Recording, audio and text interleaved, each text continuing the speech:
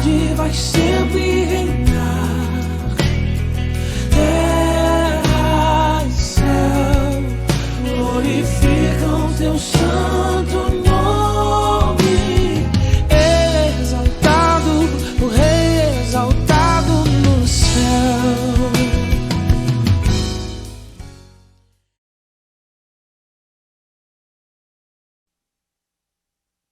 Boa noite, meus irmãos. Nós vamos mais uma vez iniciar nosso culto de louvor e adoração ao Senhor nosso Deus. Desejamos que a paz e a graça do nosso Deus esteja sobre vocês e sobre o lar de cada um dos irmãos. Vamos iniciar nesta noite lendo o Salmo da Palavra de Deus, Salmo de número 98, versículos de 1 a 4. Abra comigo então a sua Bíblia, Salmo 98, de 1 a 4. Diz assim a palavra do Senhor. Cantai ao Senhor um cântico novo, porque Ele tem feito maravilhas. A sua destra e o seu braço santo lhe alcançaram a vitória. O Senhor fez notória a sua salvação, manifestou a sua justiça perante os olhos das nações, lembrou-se da sua misericórdia e da sua fidelidade para com a casa de Israel. Todos os confins da terra viram a salvação do nosso Deus. Celebrai com júbilo ao Senhor todos os confins da terra. Aclamai, regozijai-vos e cantai louvores. Que Deus aplique a sua palavra no nosso coração. Amém, irmãos. Vamos orar. Bendito Deus, santo e amado Pai, em cuja presença nos encontramos neste momento. E nós queremos, Senhor, agradecer pela oportunidade de, mais uma vez, podermos entrar na Tua presença para cultuar o Teu santo nome, Senhor. Pedimos que, mais uma vez, o Senhor aceite o nosso louvor e a nossa adoração. E como nos convida este salmo, que nós possamos celebrar o Teu nome, cantar e nos regozijar na Tua presença santa. Pedimos a Tua bênção sobre a vida do Teu povo nesta noite, em nome de Jesus. Amém. Vamos, nesse momento, louvar o nosso Deus com o hino de número 28 do nosso Inário Novo Cântico, Coroação.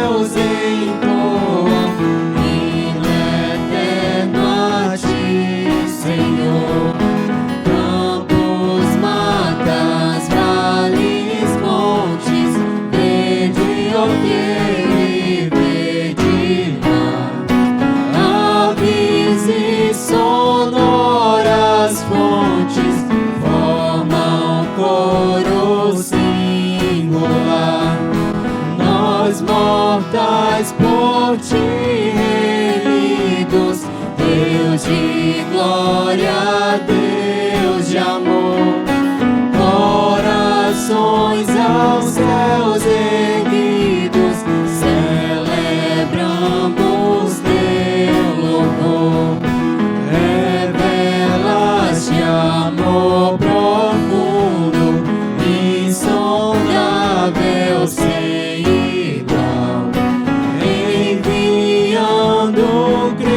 ao mundo a vencer por nós o mal, fonte de alegria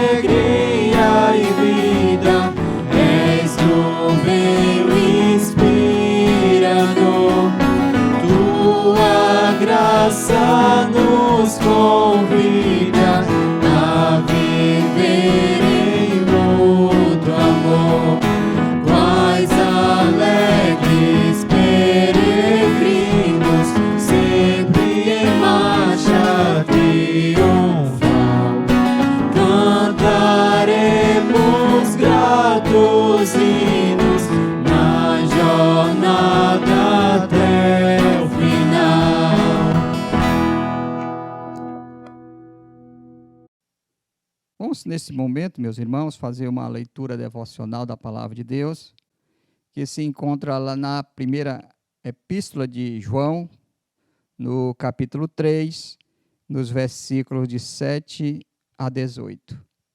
Então, abra comigo a sua Bíblia, na primeira epístola de João, capítulo 3, versículos de 7 a 18. Diz assim a palavra do Senhor: Filhinhos, não vos deixeis enganar por ninguém. Aquele que pratica a justiça é justo, assim como ele é justo. Aquele que pratica o pecado procede do diabo, porque o diabo vive pecando desde o princípio. Para isto se manifestou o Filho de Deus, para destruir as obras do diabo. Todo aquele que é nascido de Deus não vive na prática de pecado, pois o que permanece nele é a divina semente. Ora, esse não pode viver pecando, porque é nascido de Deus. Nisto se manifestou os filhos de Deus e os filhos do diabo.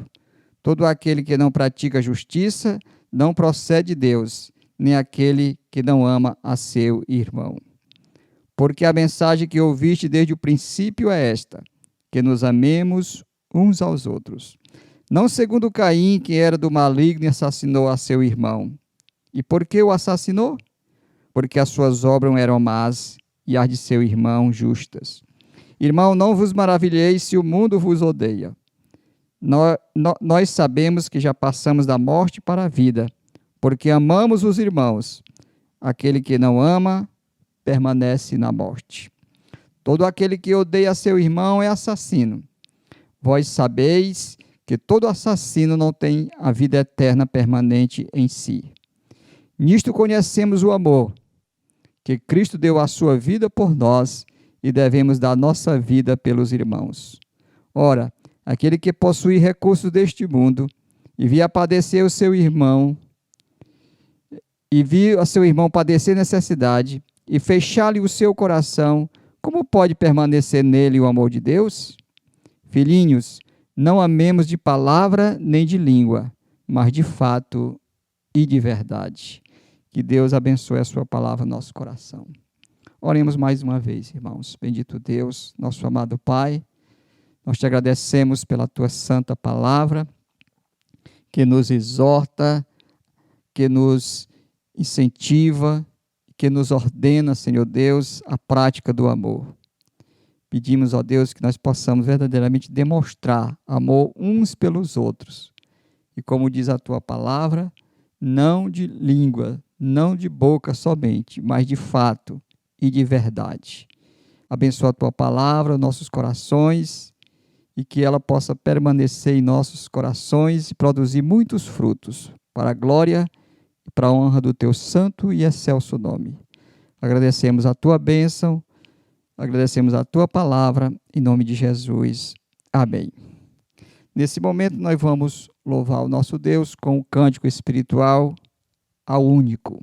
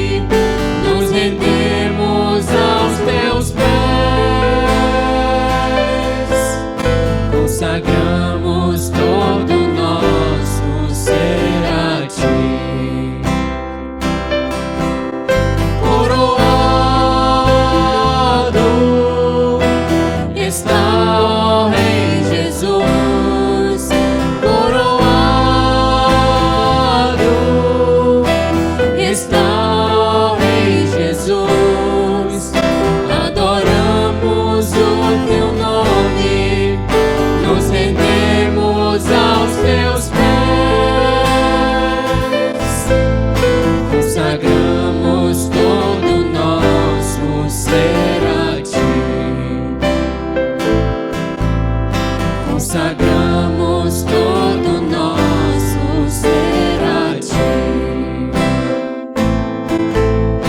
Consagramos todo nosso ser a Ti.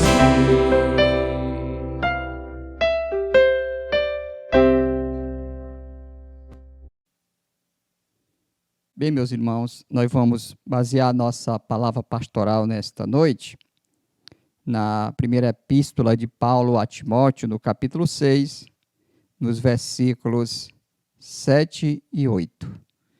Então, se você puder, abra sua Bíblia comigo, para que nós possamos fazer a leitura e depois basear nossa palavra pastoral. 1 Timóteo, capítulo 6, versículos 7 e 8. Diz assim a palavra do Senhor: porque nada temos trazido para o mundo, nem coisa alguma podemos levar dele. Tendo sustento e com que nos vestir, estejamos contentes. Amém. Meus irmãos, o que é necessário para a gente viver contente? Do que nós precisamos para demonstrar contentamento? O apóstolo Paulo aqui, inspirado pelo Espírito Santo de Deus, ele vai falar apenas de duas coisas. São duas coisas básicas, duas coisas essenciais: o sustento e o vestir. O que é o sustento? É a comida, é a bebida. E o vestir? É as nossas vestes, nossas roupas. É interessante nós observarmos que foram exatamente as duas coisas que Jesus falou lá no Sermão do Monte, no capítulo 6, pelas quais nós não deveríamos estar ansiosos. Ele disse: não andeis ansiosos quanto o que haveis de comer, de beber e de vestir. Então, o apóstolo Paulo, como que ecoando o ensinamento do seu mestre, do seu Senhor, do seu Salvador, ele vai nos dizer que nós precisamos de apenas duas coisas para vivermos contentes: sustento e vestimentas. Eu creio, meus irmãos, que isto nunca vai faltar para nós, o povo de Deus. Sempre haverá sustento, sempre haverá vestes para cobrir nosso corpo, para nos aquecer. Ele não prometeu nos dar riqueza, dinheiro, prosperidade, uma boa saúde, mas ele prometeu nos sustentar e nos aquecer com vestes. Então eu creio que mesmo numa crise que nós estamos vivendo, não vai faltar para o povo de Deus sustento e vestes. E esta pandemia tem provado isso. Nós estamos com nossos guarda-roupa cheios de roupa, abarrotados. Nossas despensas têm comida. E exatamente as duas coisas que nós estamos mais precisando hoje, que é a comida e o vestir. Mas o mundo pós-moderno criou para nós uma série de necessidades. Precisamos disso, precisamos daquilo. Mas, segundo a palavra de Deus, para vivermos contente, nós só precisamos destas duas coisas. O contentamento é a chave para a vida cristã. O apóstolo Paulo, escrevendo lá para Timóteo, aliás, para os Filipenses, capítulo 4, ele diz: porque aprendi a viver contente em toda e qualquer situação. Meus irmãos, então vamos aprender a viver contentes, porque sustento e vestes nós temos. Então nós temos todos os motivos para vivermos realmente contentes. Que Deus em Cristo nos abençoe. Amém. Vamos louvar o nosso Deus nesse momento com o cântico espiritual Maranata.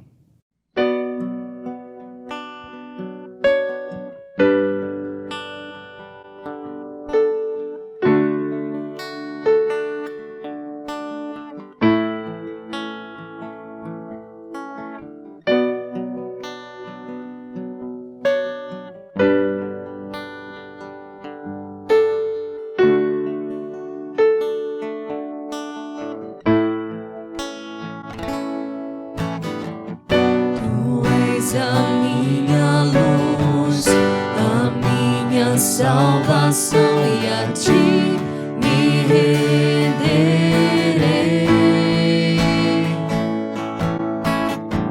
Se ao teu lado estou, seguro em tuas mãos, eu nada temerei.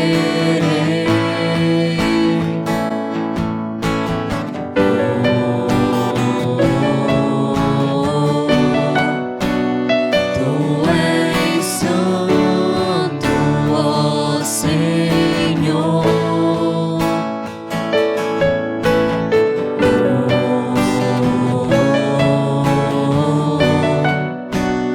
Tu és digno de louvor. Só em ti confiarei, eu nada temerei. Em frente eu irei, pois eu sei que vivo estás, e um dia voltarás no céu pra nos buscar, pra sempre reinarás. Aleluia.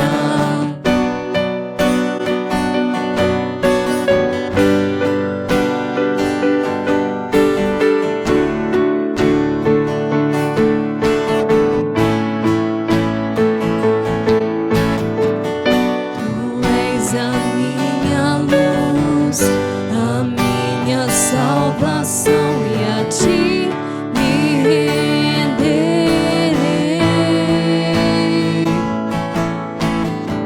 Se ao teu lado estou, seguro em tuas mãos, eu nada temerei.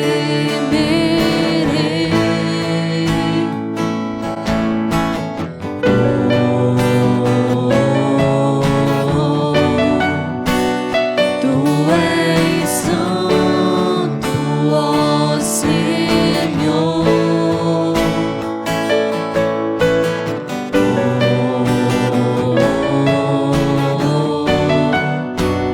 Tu és digno de louvor. Só em ti confiarei, eu nada temerei. Em frente eu irei, pois eu sei que vivo estás, e um dia voltarás do céu pra nos buscar, pra sempre reinarás. Aleluia.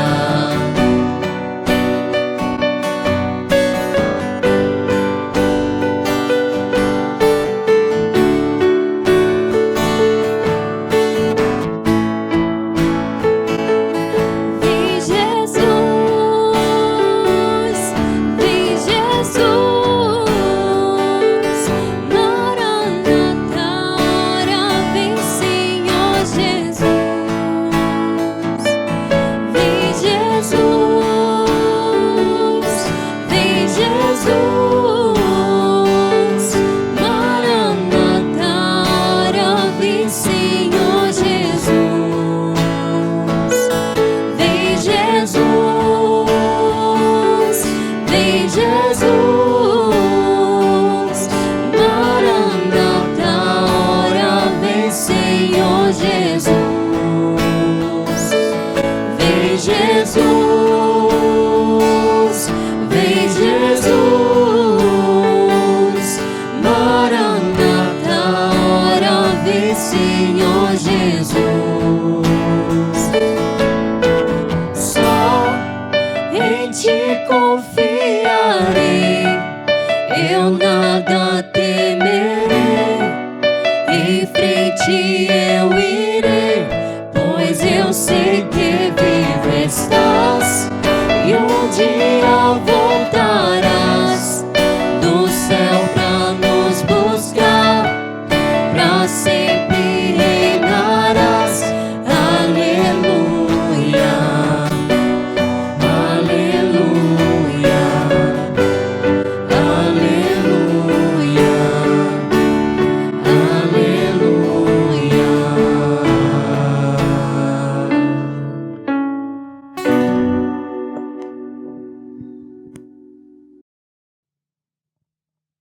Pois bem, meus irmãos, vamos ler a palavra de Deus, onde nós estaremos baseando a nossa meditação, onde nós extrairemos as lições para a nossa vida espiritual.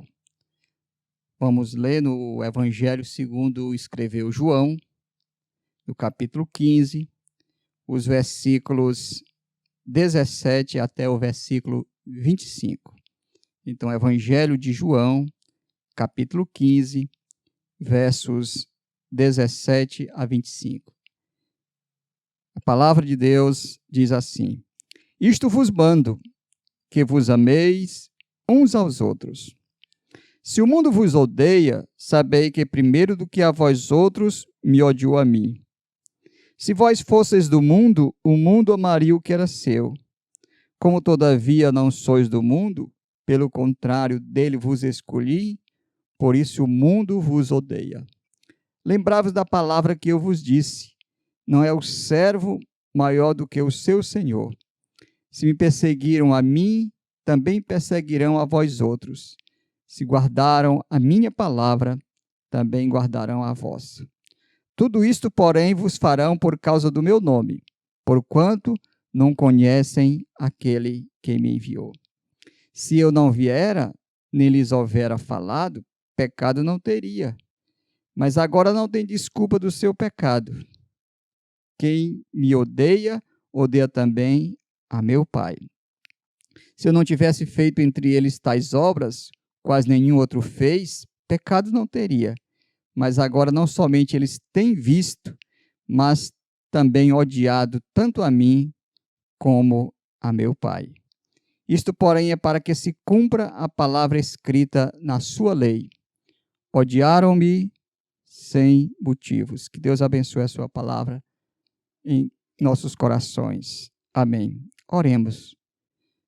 Bendito Deus, amado Pai, neste momento, Senhor, rogamos a iluminação do Teu Santo Espírito.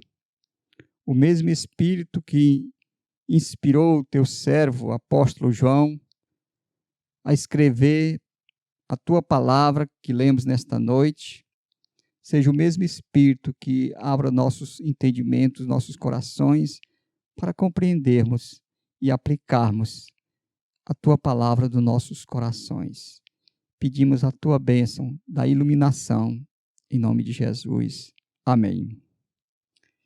Meus irmãos, o capítulo 14, capítulo 15 e o capítulo 16, esses 3 capítulos fazem parte do chamado discurso de despedida do Senhor Jesus. Então, Jesus Cristo está dando as últimas instruções aos seus discípulos, falando da sua morte, e ele então está se despedindo, pelo menos temporariamente, dos seus discípulos. Ele começa o capítulo 14 dizendo: não se turbe o vosso coração, crede em Deus, crede também em mim. Na casa do meu Pai há muitas moradas. Se assim não fora, eu não vos teria dito, pois eu vou preparar-vos lugar. E quando eu for, voltarei e receberei para mim mesmo. Então ele está dizendo que vai, mas ele vai voltar. E os discípulos estavam realmente muito tristes, com os corações muito pesados. E Jesus Cristo, então, traz uma palavra de alento para eles. A partir do versículo 18 do capítulo 14, Jesus Cristo passa a falar da promessa do Espírito Santo. Depois ele reforça, no capítulo 16, a missão do Consolador. No capítulo 15, até o verso 16, ele vai falar sobre aquela tão conhecida, famosa analogia, aquela metáfora da videira e os ramos, quando ele diz que nós devemos permanecer nele para podermos dar frutos. Quando ele chega no versículo 17, que nós lemos, ele diz o seguinte: isto vos mando, que vos ameis uns aos outros. E a partir do versículo 18, ele passa a falar do ódio do mundo para com os seus. E o verso 17 parece estar fora de contexto, porque ele fala do amor e depois ele passa a falar do ódio. Então, verso 17, novamente lendo, ele diz assim: isto vos mando, que vos ameis uns aos outros. O que Jesus quer dizer com isto? Antes de falar do ódio do mundo para com a igreja, para com ele e para com o Pai Celeste, ele fala do dever de nós nos amarmos uns aos outros. O que Jesus está querendo dizer é o seguinte, que assim como é natural o mundo odiar a igreja, nós, como discípulos dele, que somos a igreja, devemos amar uns aos outros. Jesus também está dizendo o seguinte: olha, se vocês não amarem uns aos outros, se não houver amor entre vocês, vocês não vão esperar encontrar amor em outro lugar. Porque no mundo não existe amor. O mundo nunca vai amar a igreja. A partir daí, o Senhor Jesus Cristo vai nos dar 5 motivos pelos quais o mundo odeia a nós. Filho de Deus odeia os crentes, odeia a igreja. Então, nós vamos ver 5 motivos pelos quais o mundo odeia a igreja. Primeiro motivo, o mundo odeia porque o mundo e a igreja são mutuamente excludentes. Verso 19. Se vós fosseis do mundo, o mundo amaria o que era seu. Como todavia não sois do mundo, pelo contrário dele vos escolhi, por isso o mundo vos odeia. Esse versículo se parece muito com Tiago, capítulo 4, verso 4, que diz assim: infiéis, não sabeis que a amizade do mundo é inimiga de Deus?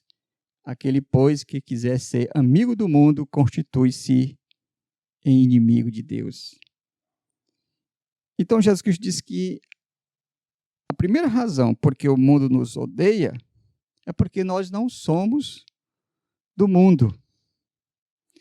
Igreja e mundo andam em direções diferentes. A igreja está debaixo do senhorio do Senhor Jesus Cristo. Declara em alto e bom som: só Jesus Cristo é o Senhor. Enquanto a Bíblia diz que o mundo está sobre o senhorio de Satanás. Na Epístola de João, a Bíblia diz assim: o mundo jaz no maligno. Então, é natural que igreja e mundo não se deem bem, porque são excludentes, caminham em direções opostas, têm objetivos diferentes, têm valores diferentes, têm senhores diferentes. Então, esta é a primeira razão, primeiro motivo que o Senhor Jesus Cristo nos dá para que nós possamos entender e para que os discípulos que ouviram esta palavra de primeira mão pudessem entender que não esperassem do mundo a não ser ódio, oposição e perseguição. Porque mundo e igreja é como água e óleo, não podem se misturar.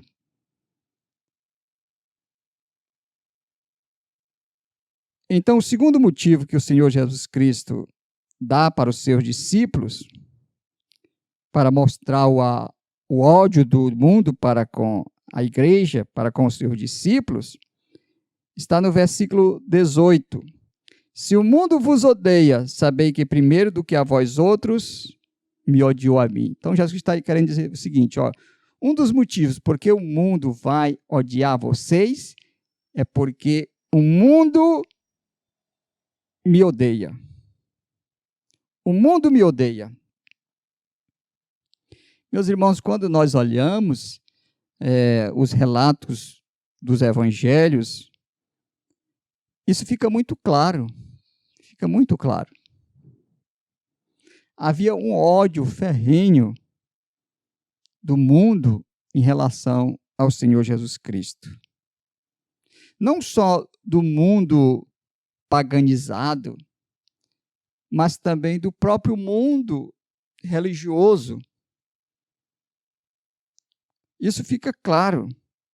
Então, Jesus Cristo está dizendo o seguinte: olha, o mundo vai odiar vocês, sabe por quê? Porque o mundo também me odeia. Veja o que ele diz no verso 20. Lembrai-vos da palavra que eu vos disse, não é o servo maior do que seu senhor. Se me perseguiram a mim, também perseguirão a vós outros. Se guardaram a minha palavra, também guardarão a vossa. Então, o Senhor Jesus Cristo está querendo dizer o seguinte: vocês devem lembrar que vocês estão identificados com um Cristo sofredor, com um Cristo que foi odiado, com um Cristo que foi perseguido. Isaías 53 fala exatamente do servo sofredor, e o Novo Testamento deixa muito claro que esta era a profecia a respeito do Senhor Jesus Cristo. Então, se nós somos chamados de cristãos, se nós nos identificamos com Cristo, se Ele é o nosso Senhor, e se o mundo o perseguiu, o que vai acontecer naturalmente? Naturalmente, o mundo vai odiar aqueles que são de Cristo. Até porque Ele mesmo disse, olha, eu sou o Senhor, Jesus Cristo disse, e vocês são servos. E o servo não pode e não é maior do que o seu Senhor. A primeira vez que Jesus Cristo disse isso foi lá em João capítulo 13, naquele contexto da lavagem dos pés dos discípulos, quando Jesus Cristo disse, olha, se eu sou Senhor, eu estou lavando os pés de vocês, então façam o mesmo. Porque vocês não são maiores do que eu. Então, se eu fiz, vocês também devem fazer.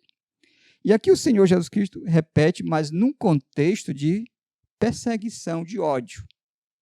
Se me perseguiram a mim, também perseguirão a vós outros. Meus irmãos, eu sei que nós aqui no Brasil e alguns países do mundo não sabemos o que é isto. Não conhecemos perseguição. Não sofremos ódio do mundo.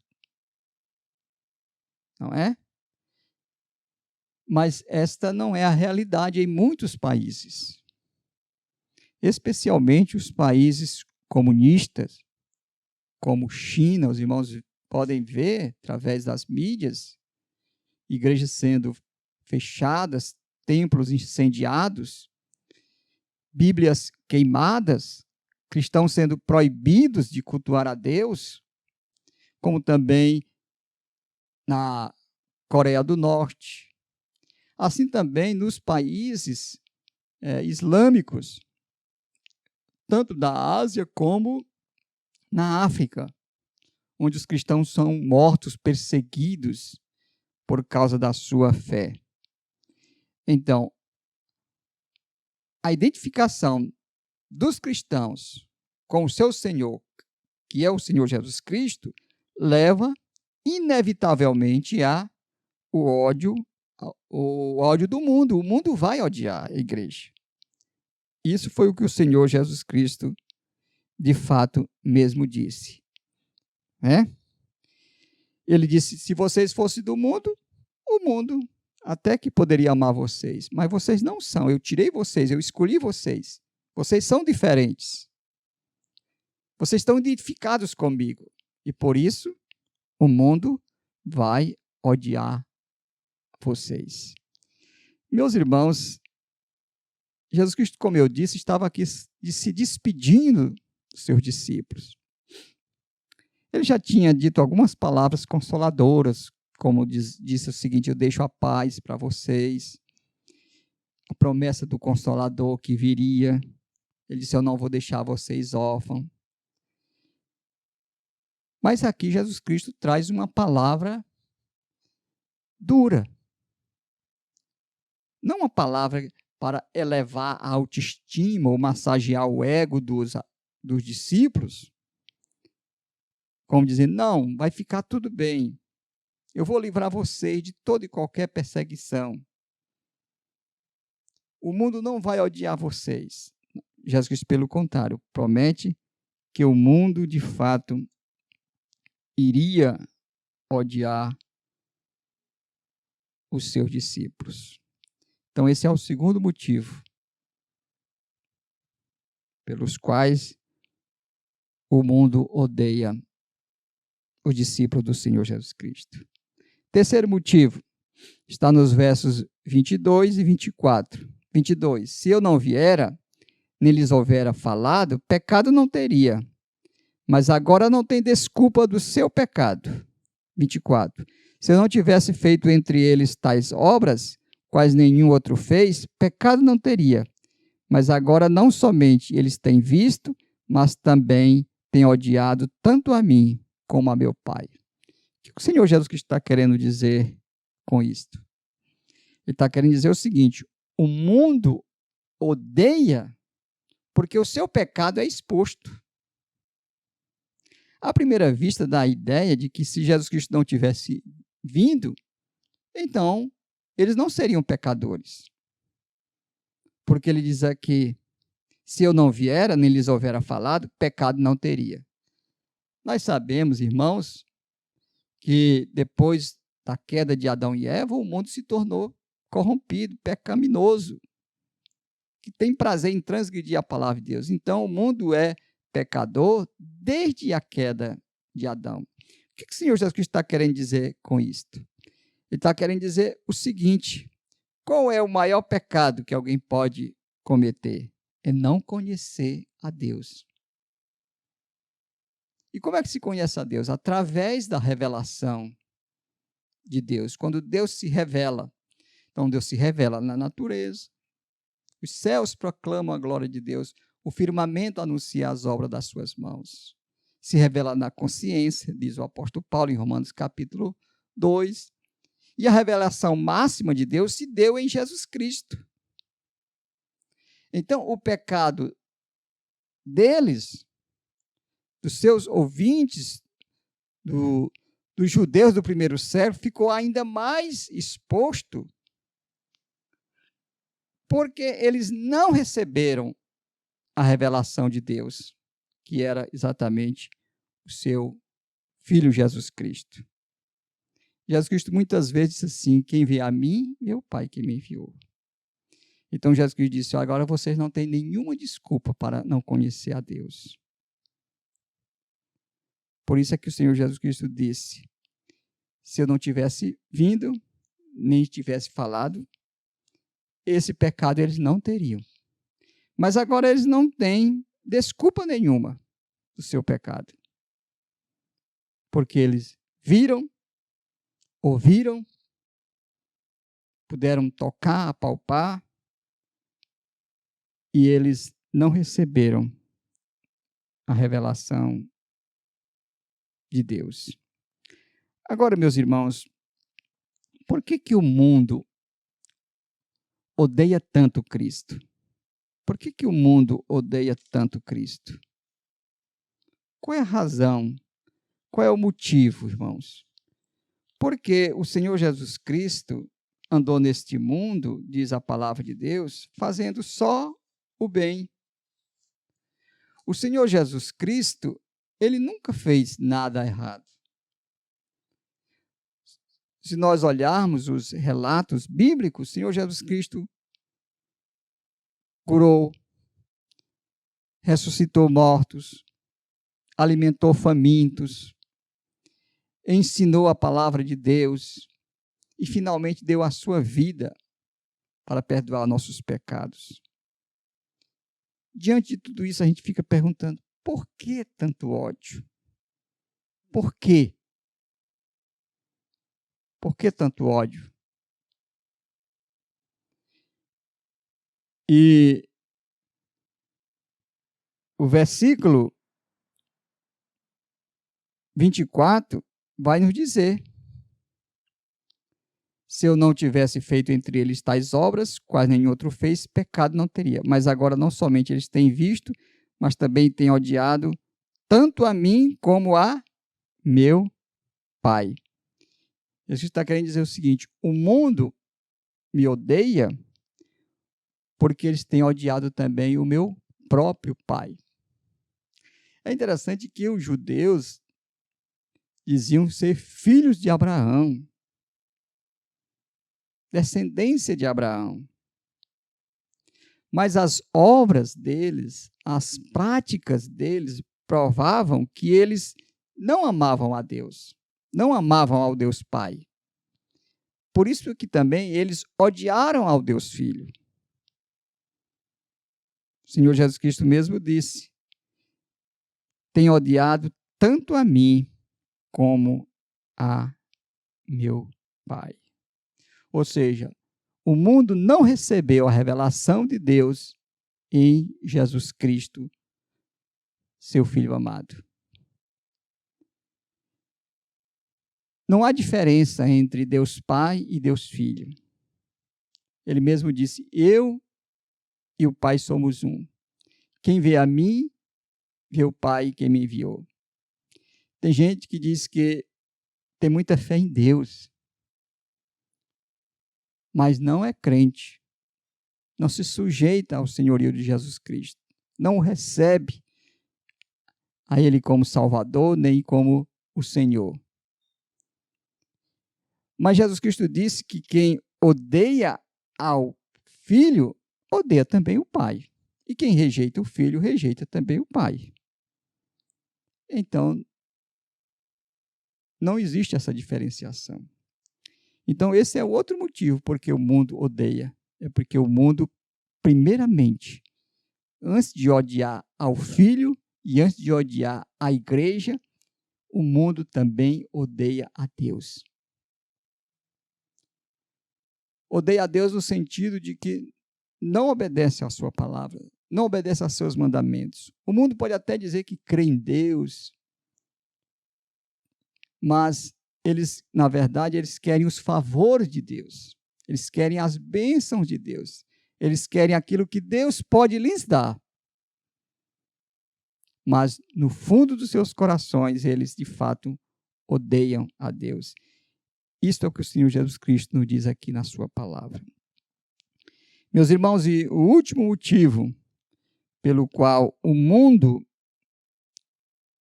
odeia é que não há motivo. É interessante, porque o próprio Senhor Jesus Cristo disse isso aqui. Versículo 25. Isto, porém, é para que se cumpra a palavra escrita na sua lei: odiaram-me sem motivo. Ou seja, um dos motivos pelos quais o mundo odeia a Deus, odeia a Cristo e odeia a igreja do Senhor Jesus Cristo, é que não há motivo suficiente para odiar, mas mesmo assim eles odeiam. O Senhor Jesus Cristo está citando aqui o Salmo 69, verso 4, e ele usa a palavra lei não para designar os 5 livros de Moisés, o Pentateuco, mas para designar toda a escritura do Antigo Testamento. Ele diz o seguinte para os seus discípulos: olha, isso é natural, isso é para que se cumpra tudo que está escrito a meu respeito. Eles me odiaram e eles vão odiar vocês sem motivo. Então, você não precisa dar motivo para que o mundo lhe odeie. Por que os cristãos, os países comunistas, os países muçulmanos são perseguidos? Qual é o motivo? São bandidos? São transgressores da lei? São maus cidadãos das suas pátrias? Não. Simplesmente porque receberam a Cristo, cultuam o Deus vivo e verdadeiro, se submetem ao senhorio de Jesus. Então não precisa dar motivos.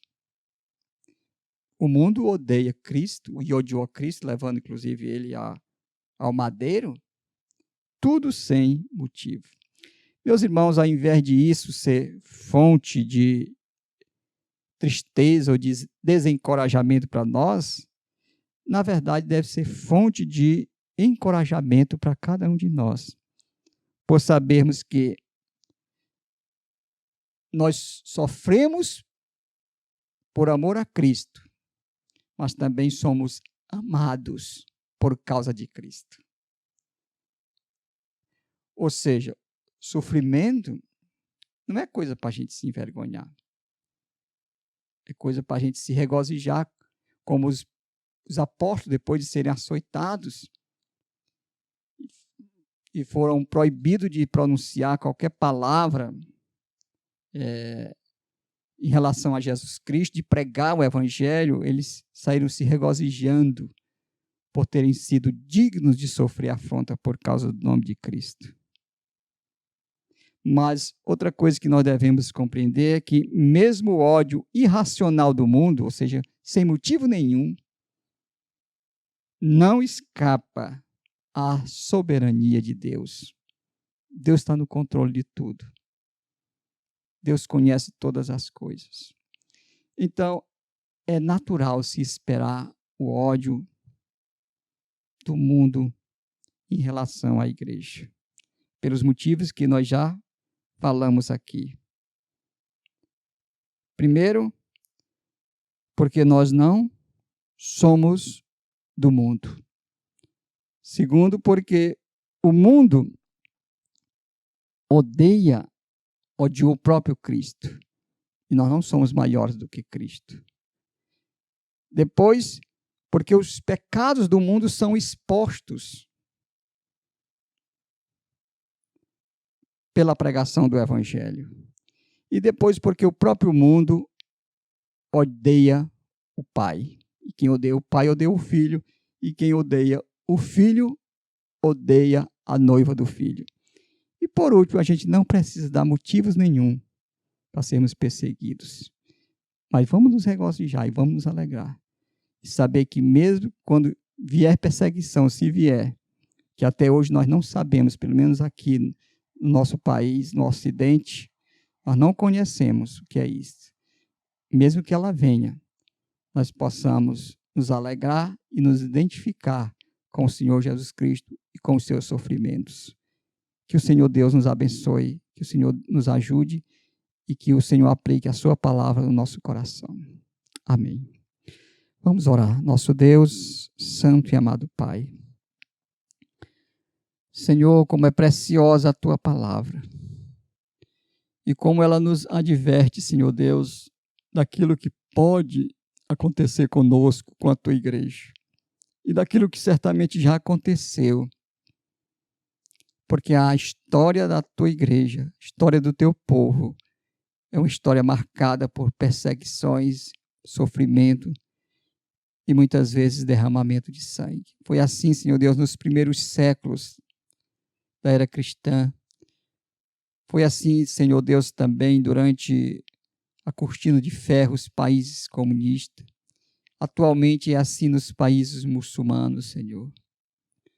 Ó Deus amado, nos ajuda a compreender que o Senhor não prometeu que nós iríamos passar neste mundo sem sofrermos. Pelo contrário, devemos estar preparados, porque a tua palavra já nos adverte quanto a isso.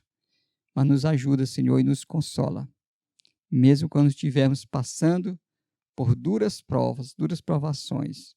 Teu Espírito Santo, nosso Consolador, console e conforte os nossos corações. Pedimos a tua bênção em nome de Jesus. Amém. Vamos louvar o nosso Deus com o hino de número 336 do Inário Novo Cântico.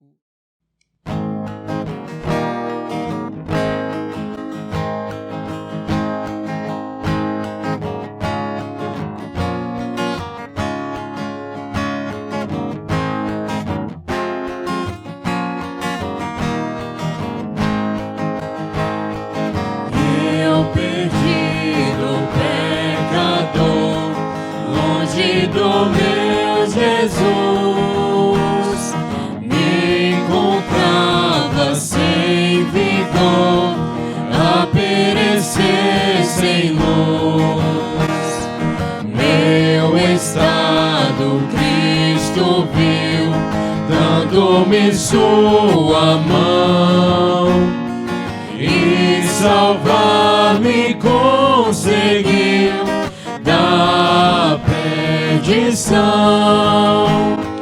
Cristo me amou e me livrou.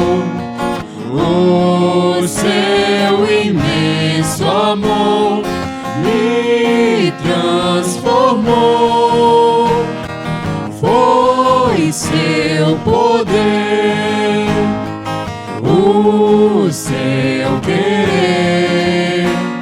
Sim, Cristo Salvador me transformou.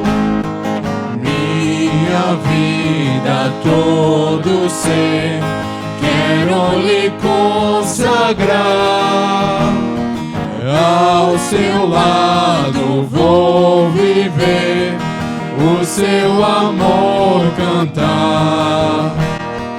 A mensagem transmitir aos que perdidos são. Venham todos já fruir a salvação. Cristo me amou e me livrou. O seu imenso amor me transformou. Foi seu poder, o seu querer. Sim, Cristo Salvador me transformou.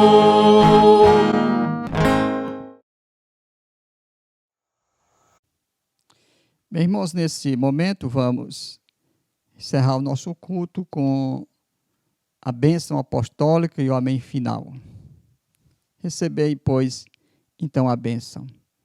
Que a graça do nosso Senhor e Salvador Jesus Cristo, e que o amor de Deus, o nosso Pai, e que a comunhão, o poder e as consolações do Espírito Santo repouse sobre a tua igreja, espalhada sobre toda a face da terra, desde agora e para todo sempre. Amém. Meus irmãos, nós queremos desejar aos irmãos uma boa noite e uma boa semana debaixo da paz e da graça do nosso Deus. Nós queremos, irmãos, já estou inclusive atrasado, fazer aqui um agradecimento especial aos nossos irmãos do grupo de louvor que acompanham os hinos que estão aí gravados no nosso culto. E Deus continue abençoando, continue ajudando esses jovens, esses adolescentes, a colocar seus dons e talentos à disposição da igreja, à disposição do Senhor. Então, um grande abraço para todos vocês, que Deus em Cristo nos abençoe. Amém.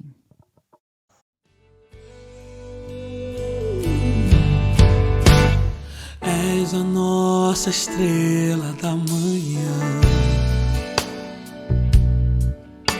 Cordeiro Santo que nos trouxe a paz.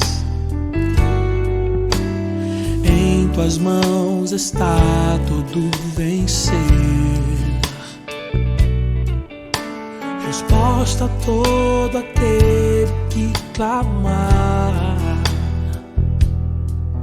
A verdade é tua palavra, que não pode mentir.